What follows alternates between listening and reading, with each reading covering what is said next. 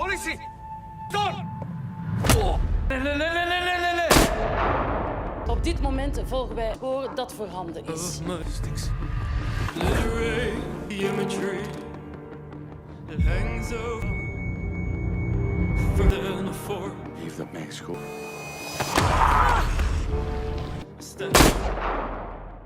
The man woke up on the beach and noticed something strange.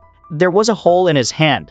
It looked like a bullet wound, but oddly, it didn't hurt or sting, and he couldn't feel the sunlight passing through it. Panic set in, but he didn't realize even stranger things were about to happen. When he got home and looked in the mirror, he saw a hole in his shirt. Ripping it off, he found a matching bullet hole in his chest, just like the one on his hand. Raphael stared in shock at his pale face in the mirror, questioning whether he was alive or dead. Without wasting any time, he rushed to the hospital, frantically looking for a doctor. Normally, he'd need to register, but Raphael was in such a hurry he had no ID. While arguing with the receptionist, a doctor called his name. It turned out to be Stein, who had treated Raphael's father. Seeing Raphael's dire state, Stein took over, instructing the nurse to let him handle it. In a private room, Raphael showed Stein the wounds on his chest and hand. Stein was baffled. Such wounds should be fatal. The situation grew even more bizarre when the heart monitor showed a flat line, indicating Raphael had no heartbeat. Raphael, feeling like he was going crazy, insisted the equipment was faulty. "I'm sitting here, talking to you."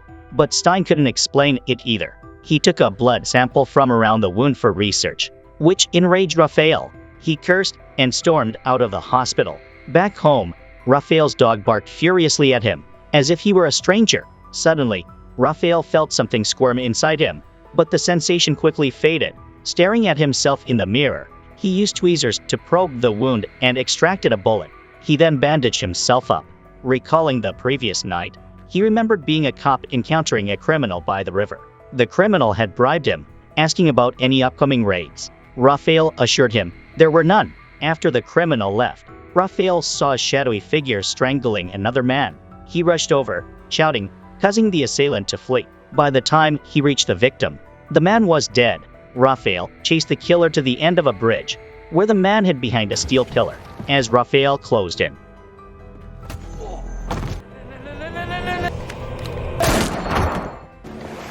he was suddenly thrown into the sea. A phone call from Stein woke Raphael. Stein urgently begged him to cooperate in research, promising confidentiality, but Raphael hung up. He then called his colleagues to report the previous night's incident. However, when they arrived at the scene, there was no body, no sign of anything unusual. His colleagues began to doubt his story. They questioned why he hadn't called for backup if he had seen the masked assailant. Raphael insisted he saw everything clearly. Suddenly, he felt a surge of anger, nearly losing control, his face contorting with rage. Thankfully, it was just a fleeting moment. Regaining composure, he discreetly wedged the bullet into a crack in the bridge railing and then called his colleagues, claiming he had found evidence. If no one believed him, he figured he could at least fake some proof. Exhausted by the bizarre events, Raphael went home. His stomach growled, reminding him how hungry he was. When Raphael sat down to eat, a bizarre scene unfolded. Without saying a word, he devoured his food as if he hadn't eaten in a year. He even grabbed the pot and drank directly from it. But after taking the last gulp of water, he vomited all the food back up. His daughter scolded him, snapping him back to reality. In that moment, he seemed to lose his mind, scaring his wife and daughter. Realizing something was very wrong with him, Raphael decided to sleep on the couch that night. His young daughter thought he was sick. "Are you okay, Dad?" she asked. As Raphael hugged her, he suddenly turned aggressive, holding her tighter and tighter. Thankfully, he regained control in time. He told his daughter not to worry their mother and to go to bed, then went to find Stein. Raphael explained that when he hugged his daughter, it felt like something inside him was controlling his body. He desperately wanted to know what was happening to him. Surprisingly, Stein didn't seem shocked. He explained that Raphael's condition couldn't be treated in a hospital because anyone who found out would want to dissect him for research, turning him into a lab rat. Stein suggested they go to his basement lab instead, where he could investigate further.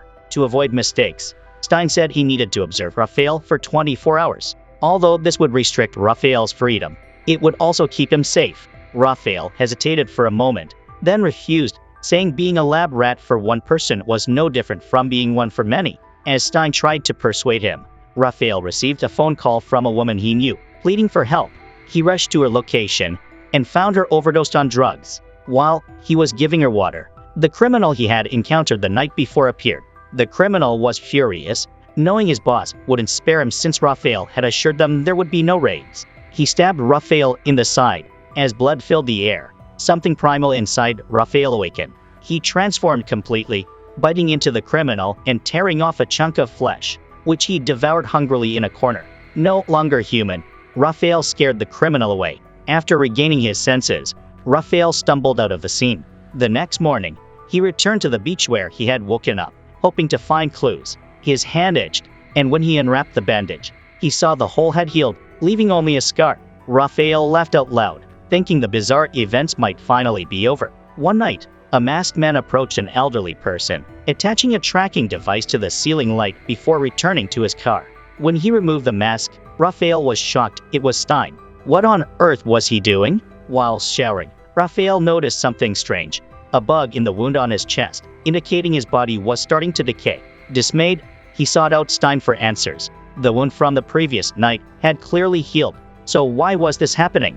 As Stein took another blood sample, Raphael's stomach growled loudly. Overcome by hunger, he bared his teeth but quickly snapped back to normal. Stein, unaware he had nearly become food, told Raphael he needed to be observed in a controlled environment. Stein handed Raphael a bottle of air freshener, explaining that his body had started to decay, emitting a foul odor. Raphael remembered his wife's disgusted face telling him to take a shower because he smelled. He then realized he had lost his sense of smell. Stein advised him to stay in a cool environment to slow the decay. Observations revealed that while Raphael's brain was still active, something was consuming the energy in his cells. Once all the cells died, his brain would shut down, and he would lose all bodily functions and consciousness. Raphael, not fully grasping the concept of losing consciousness, was more concerned about dying. "How much time do I have left?" he asked. Stein replied, "I'm sorry, I don't know. I've never encountered this situation either," Stein said.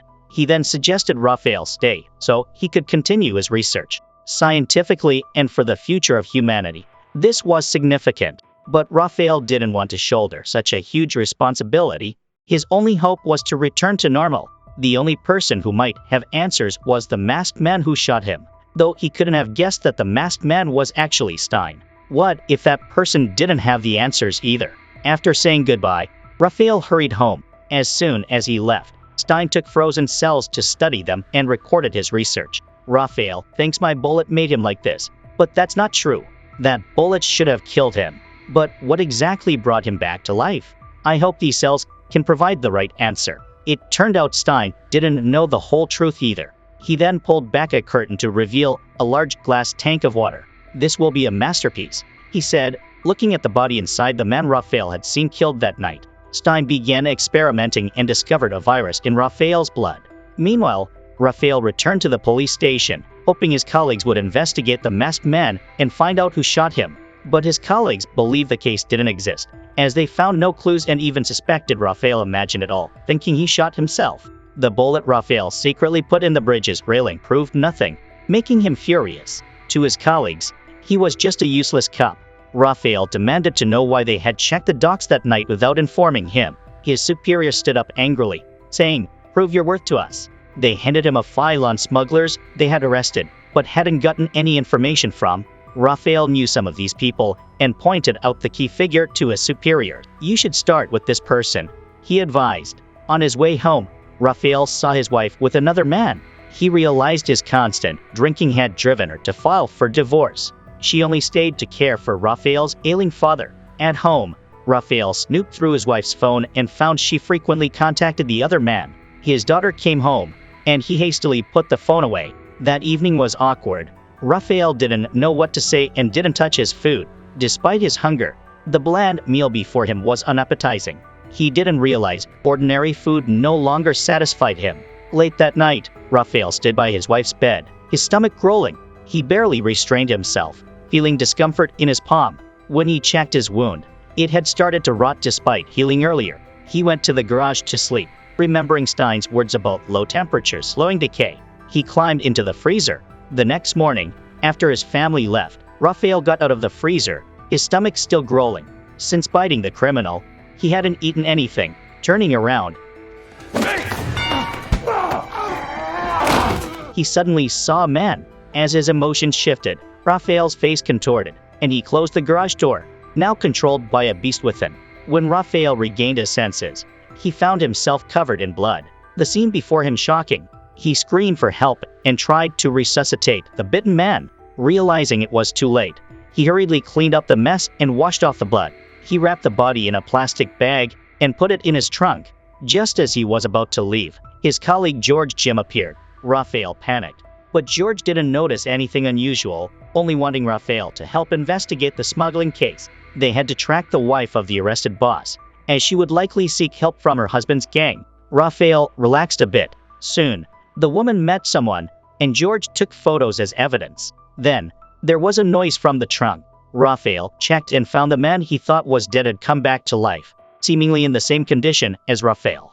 Without thinking, he grabbed the fire extinguisher and knocked his opponent unconscious. After dealing with that, George Jim returned, but fortunately, he hadn't noticed anything unusual. Halfway down the road, they heard a thumping noise.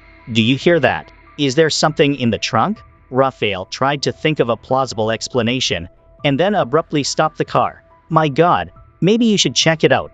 George Jim got out of the car, and just as he was about to open the trunk, Raphael drove off. He then headed to a deserted port. Once there was no one around, Raphael opened the trunk and asked the man inside who he was. The man said he had been ordered by someone wearing a mask to kidnap Raphael and bring him back. Raphael realized the person he was looking for was also looking for him. Soon after, Stein received a message from the kidnapper saying the mission was accomplished and requesting a meeting on the boat. Meanwhile, Raphael waited on the boat for his adversary to appear. But Stein had no intention of showing up. He had installed cameras on the boat and knew Raphael's intentions. Unexpectedly, Raphael discovered the cameras and realized he was always within the masked man's control. However, he didn't know that Stein was the masked man and thus made a wrong decision. Raphael brought the kidnapper to Stein's house. He realized he had died and come back to life. He was clearly alive but had no heartbeat. To prevent his body from rotting, he had been stored in a freezer. Regular food no longer satisfied him. Only human flesh could sustain him. He didn't want to harm anyone but accidentally killed others, unable to control himself from gnawing on their flesh. The next day, Raphael woke to find the wound on his chest completely healed and even felt more refreshed than when he was alive. He hurried to find Stein to clarify this situation. Stein said he had discovered a rare virus in Raphael's blood, and his mutation was likely related to it. Stein asked if Raphael had ever been bitten by a bird or animal, and he shook his head. Stein, realizing the danger, quickly stepped back, fearing Raphael might attack him at any moment. Earlier, the kidnapper Andre had suddenly felt hungry and thirsty. Stein gave him a biscuit to eat, but he vomited it up. Stein hurried back to his room to change clothes. While his daughter sneaked downstairs, Andre tricked her into playing a game, asking her to fetch a key for him. The scared girl complied, and when she handed him the key, Andre went berserk and grabbed her hand. Fortunately, Stein arrived in time. He tested himself and discovered that Andre craved human flesh intensely. This meant Raphael would too. At this point, Stein worried Raphael would attack him. But Raphael took off his clothes to show Stein his transformation. Stein concluded that whenever Raphael ate human flesh, his wounds would heal, and the combination of human flesh and the virus made him stronger and more alert. This was a groundbreaking medical discovery. Stein took a new blood sample from Raphael, while Andre, extremely hungry, blamed Raphael for his condition, demanding human flesh. "You know what I need, and you do too. I'm hungry. Find me food now." "I can't do that." "Yes, you can. You're a cop. You can catch bad guys, murderers, and stuff." Raphael couldn't bring himself to do it. Making Andre like this had filled him with immense guilt. He couldn't harm more people. After leaving, Raphael found George Jim. "Oh my God, are you feeling guilty?" Yesterday, Raphael had discovered his wife was having an affair with George Jim, but he couldn't do anything about it. His previous alcohol addiction had destroyed his family, leading to the breakdown of his marriage. Now, he had to team up with George Jim to investigate a smuggling case. They followed the crime boss's wife to the criminal's hideout, and she seemed to be looking for someone. Soon after, she left, bent down to check something, and then walked away. After she left, Raphael checked and found blood on the ground, but he couldn't understand what it meant. That night, A woman was washing her car when she was attacked, followed by the sound of tearing flesh. When the car drove out, it was empty except for fresh blood stains. The police quickly arrived, and the scene left everyone bewildered. There had been 2 similar cases recently, with the first one happening where Raphael had previously found the blood stain. The sight before him felt eerily familiar, with the 2 bodies thrown into a wooden crate, covered in bite marks. They were then pushed into a crematorium, and the perpetrator was a mysterious man in a hat. Another night passed, and Raphael's sustenance from human flesh was nearly depleted. He felt his body weakening, and his wounds began to fester. Without human flesh, he wouldn't survive, but he could only cover the wounds with skin. In desperation, hunger overwhelmed him, and he pounced on a nearby rat, devouring it.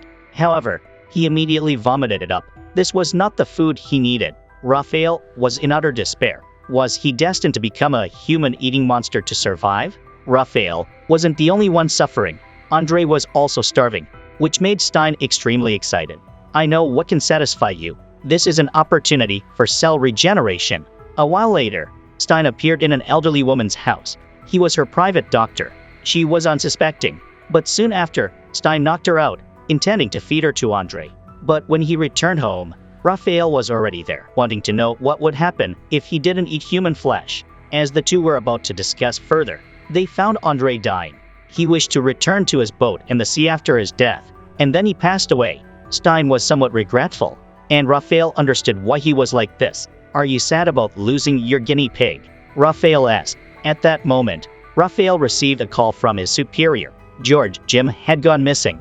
Half an hour earlier, a group of captured refugees had escaped. Witnesses saw them at the port, attempting to flee. However, when the police arrived, they found the refugees dead, and George Jim had disappeared. Raphael guessed that he had gone to the criminals' hideout. Sure enough, George Jim had arrived there, but upon breaking in, he found bloodstains and a dead criminal. As he bent down to check, a man appeared behind him. Soon after, Raphael found the location and saw George Jim lying on the ground. He rushed over and called his name. Just then, the lights came on, and Raphael saw the man was Tobias, a criminal he had bitten on the hand before. After being bitten by Raphael, Tobias had hidden in a bar and died in a brawl. When he revived, he discovered he had become someone else. Unlike Raphael, he had no humanity and was incredibly strong. The previous murders and the deaths of the refugees were all Tobias's doing. The dead man on the ground suddenly revived, and Tobias shot him again to ensure he was dead. He told Raphael that only a headshot could kill those infected, the mutation, which was why he wore a steel helmet. Tobias then got straight to the point, hoping Raphael would cooperate with him as before. Raphael would act as a mole in the police force, and Tobias would pay him handsomely. Tobias was no longer the easy target he once was. Those who had oppressed him had become his food. If they worked together, the smuggling business would be theirs. Raphael flatly refused. Tobias, we can't keep hurting people, but who can stop us? Tobias then tempted Raphael to eat George Jim, reminding him that Jim had taken his wife. Raphael lost control, and his hunger overpowered his rationality. Just as he was about to bite George Jim, he turned and attacked Tobias instead, regaining his composure. Raphael grabbed a gun and shot at Tobias, but the bullets didn't penetrate the steel helmet. Tobias fled the scene. After Raphael regained consciousness, he took George Jim to the hospital, and luckily, George was not in any danger. When questioned by his superiors, Raphael described the perpetrator as being 6 feet tall with a muscular build. Beyond that, he didn't say much. The bodies of the refugees were sent for autopsies. They all had bite marks, and their heads had been shot. Raphael worried that the mutant humans would be discovered, so he quickly claimed that wild dogs were responsible. However, the coroner determined that the wounds were caused by human teeth.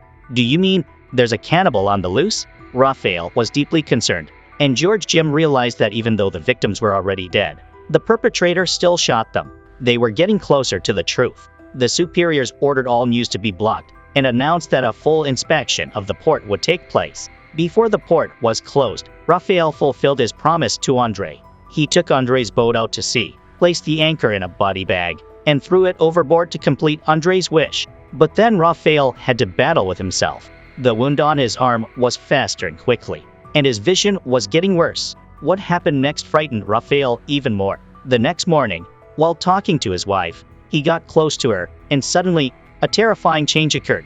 Raphael felt himself losing control and rushed to the port to meet George Jim. Initially, Raphael tried to forget about his wife's affair with George, but George became suspicious of Raphael. How could a policeman give such a vague description of the perpetrator?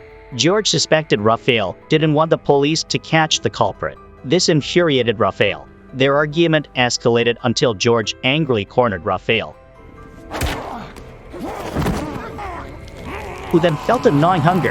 When George walked away, he saw Raphael crawling on the ground. Fortunately, George didn't witness Raphael's madness, and Raphael managed to get up, panicked. He didn't know how much longer he could hold on, and hoped Stein would find a solution soon. Stein, on the other hand, was hesitant because the only research subject had died, but he couldn't waste the old woman. He had a new plan. I will get a virus sample and find a new subject to study, he decided, making the old woman his research subject. He silenced her and took the virus sample, but the woman died shortly afterward.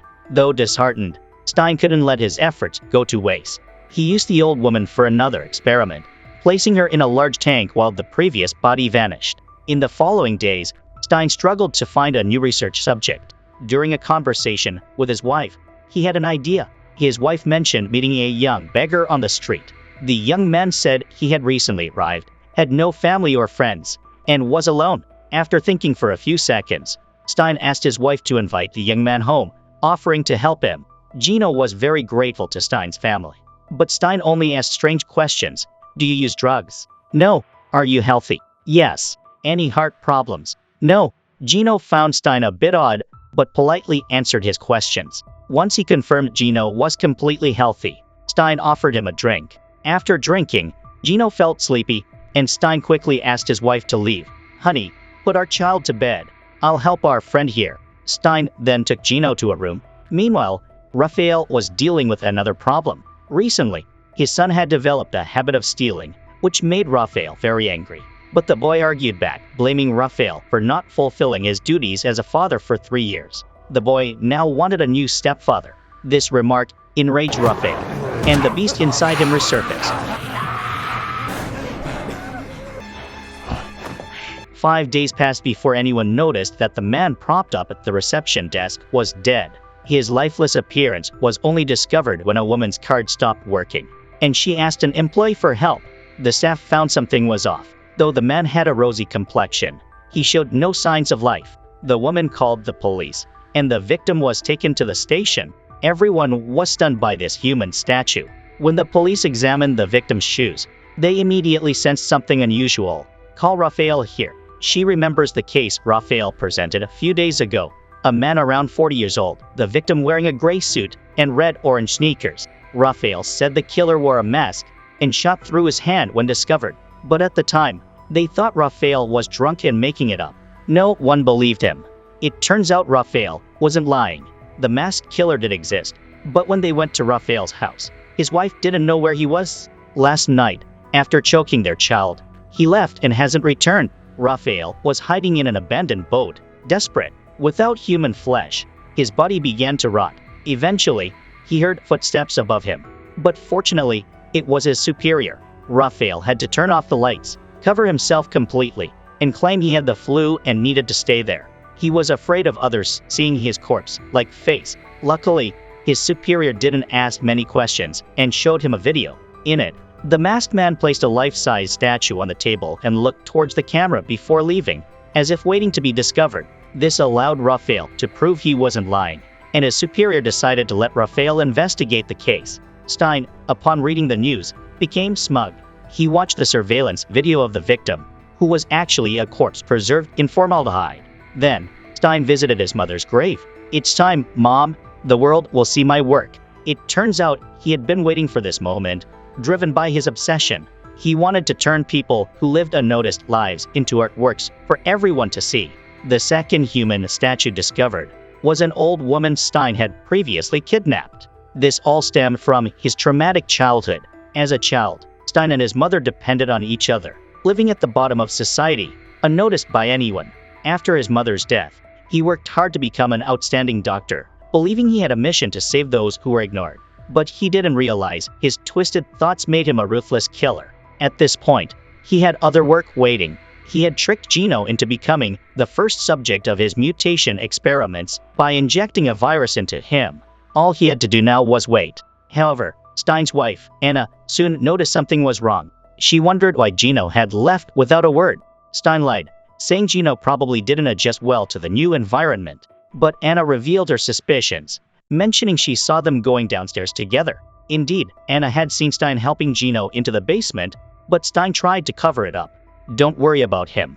Wherever he is, he'll fulfill what fate has planned for him," Stein said, but Anna's eyes showed fear as she looked at him. Not long after, Raphael called Stein. He asked if there was any progress in the research or anything that could stop him from going insane, as he felt like a beast was about to consume his consciousness. Stein said there were no results. At that moment, Raphael noticed a jar of foundation and saw himself in the mirror. He applied it, successfully covering his corpse like bruises. He then headed to the morgue. After the forensic doctor left, Raphael opened the freezer. It was his only way to survive, but it wasn't too cruel. He hadn't been gone long when the forensic doctor noticed something unusual.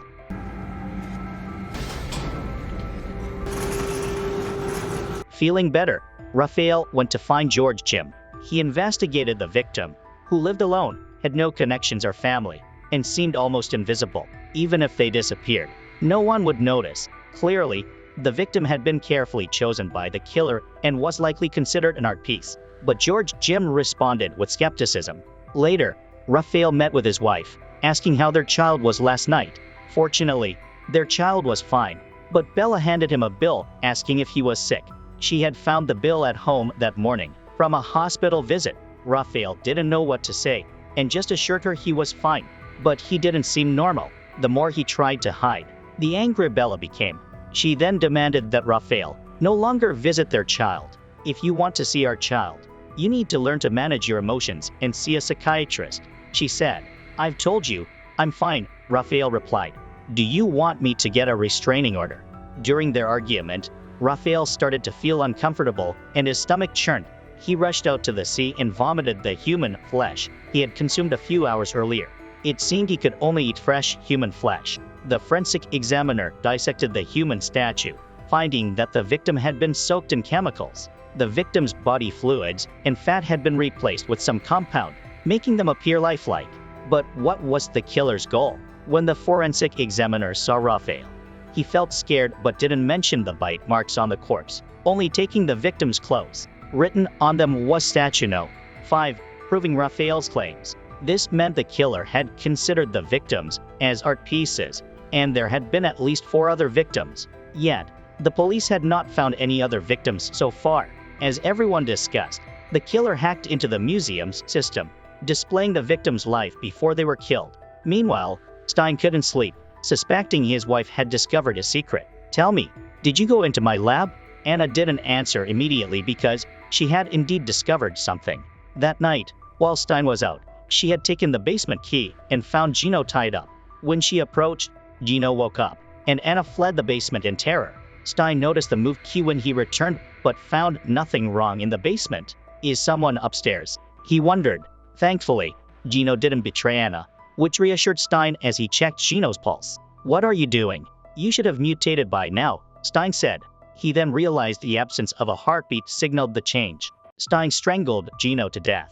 However, the move key left him uneasy, so he questioned Anna again. She denied any involvement, but Stein remained suspicious. "The key is in the drawer. You can check any time," she said.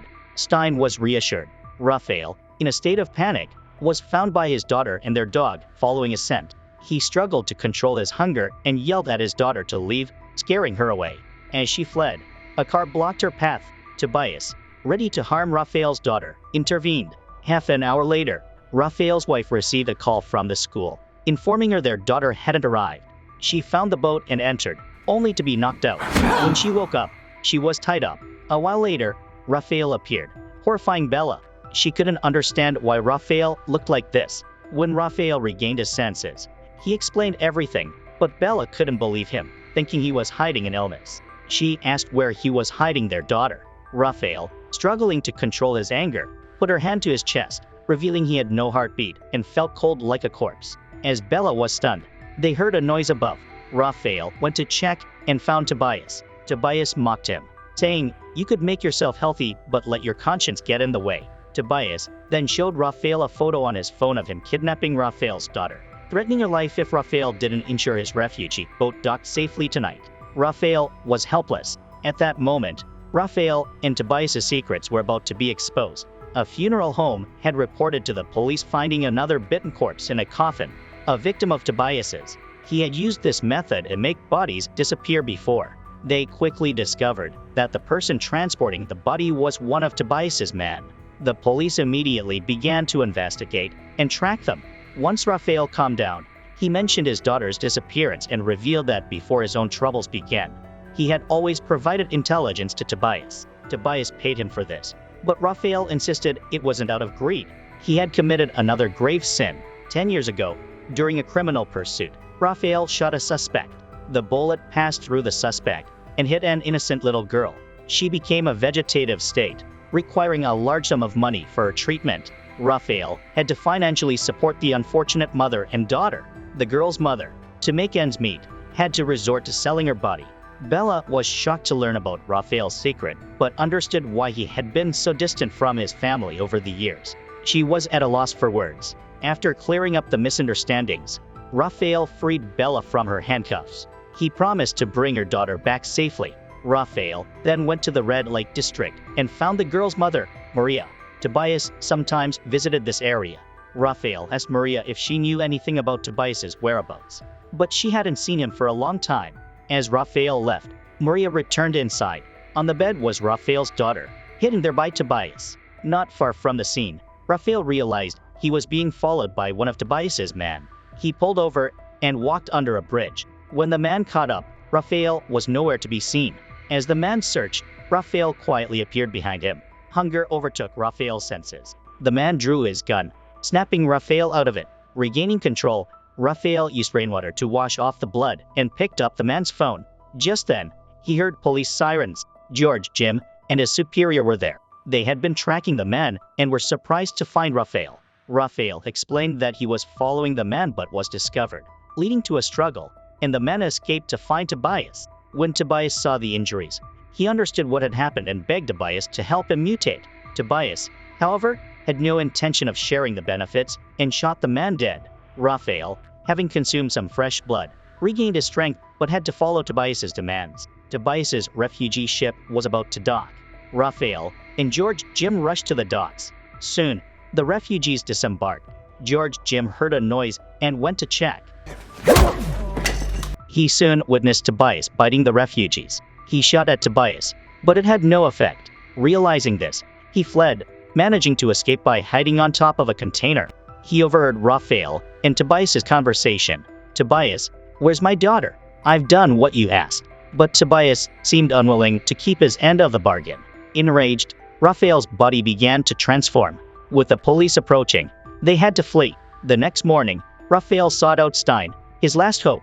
The bit of fresh meat from the previous night wasn't enough to sustain him. He asked if there was any way to heal, but Stein was at a loss. Since Stein had strangled Gino to death, he no longer had a research subject. Stein then offered his neck to Raphael.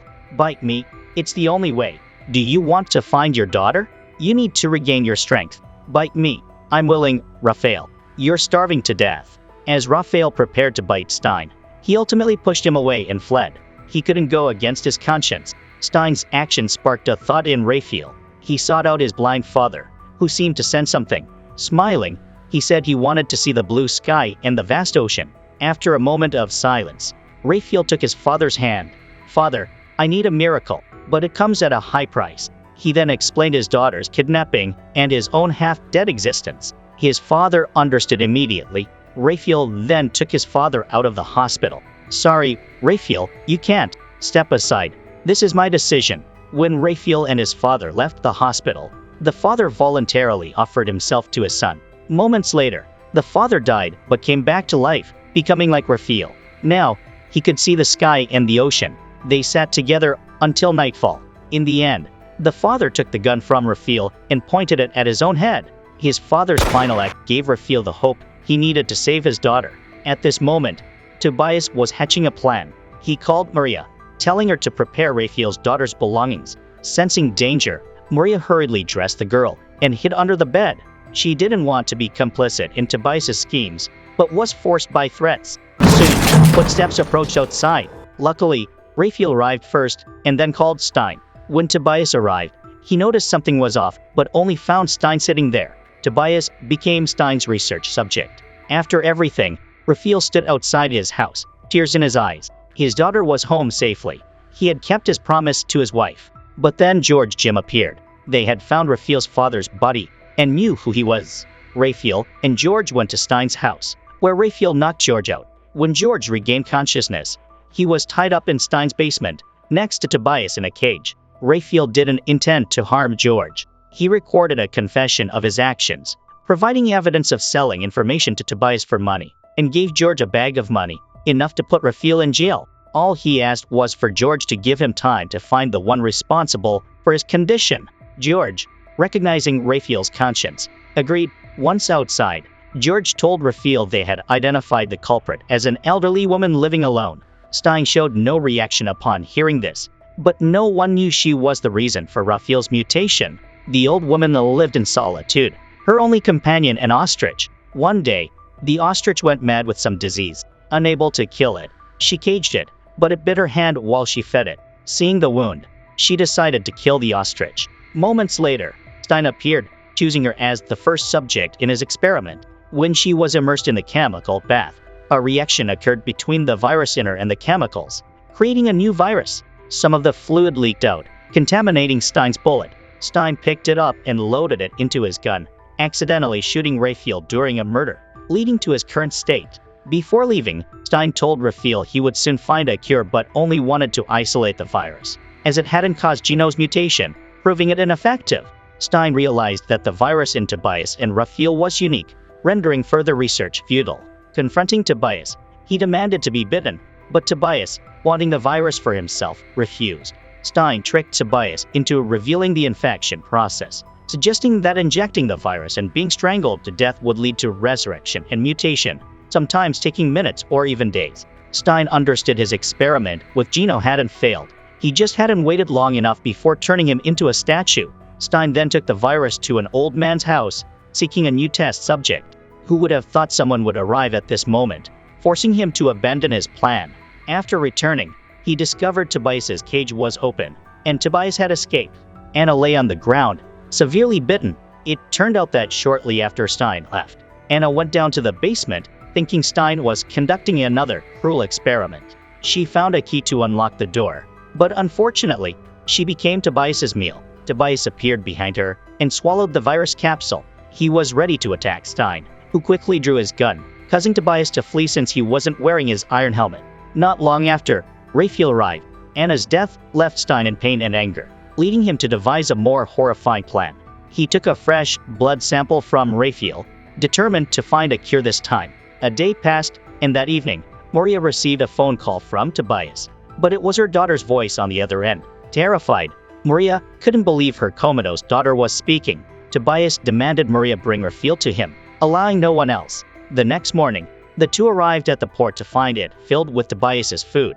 Maria's daughter was in a cage, tearing apart a man. As Maria and Raphael approached, they realized it was a trap set by Tobias. He locked them up, and an unknown terror awaited. Minutes later, Maria's daughter went berserk, attacking her. Luckily, Raphael restrained her just as a group of police arrived. Raphael wasn't foolish enough to come alone. Tobias panicked and fled, but was soon cornered. Under police gunfire, he collapsed, his iron helmet fell off, and he struggled until the end. With this, all danger was eliminated. Later, Raphael approached Stein, bringing Maria's daughter, hoping he could find a cure. Could he cure her? The experiment was still ongoing. Ready? Let me get it. But Stein hadn't developed any cure. He merely extracted the virus from Raphael's blood. He then began recording. Research log, Patient Stein Frank. As everyone anxiously waited, a masked figure appeared, and Stein collapsed.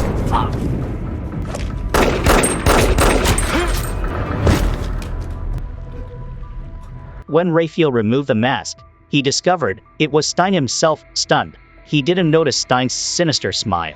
Maria approached, asking if there was a cure. Raphael shook his head helplessly. Maria, in despair, walked toward her daughter. Two gunshots rang out, ending their dark lives. 2 days later, Raphael met George Jim at a deserted beach. With no cure, he couldn't continue living. He asked George Jim to free him.